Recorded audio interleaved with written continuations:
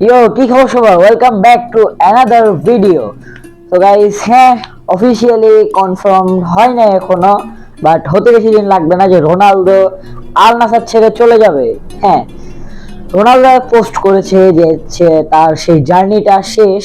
আর হ্যাঁ, বলা হয়েছে যে রোনালদো এবার আল নাসর ছাড়ার অনেক সম্ভাবনা রয়েছে, কারণ রোনালদো কিন্তু তার রিনিউ করতে নিয়েছিল, তার কন্ট্রাক্ট কিন্তু সে রিনিউ করতে নিয়েছিল।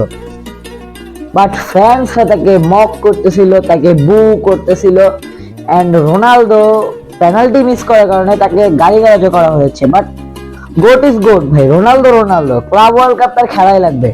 ইনফ্যান্টিনো মানে যে হচ্ছে ফিফা প্রেসিডেন্ট, তিনি পর্যন্ত যাচ্ছে যে রোনালদো ক্লাব ওয়ার্ল্ড কাপ খেলুক। আর আল নাসর তো ক্লাব ওয়ার্ল্ড কাপে কোয়ালিফাই করতে পারে নাই, এন্ড এটা আই ডোন্ট থিঙ্ক ভাই আল নাসর হবে। এটা খুবই রোনালদো চাইলে থাকতে পারে। আর এখন রোনালদো যদি চলে যায়, যাবে কোথায়? কারণ দেখুন কত ক্লাব রয়েছে, কত ক্লাব।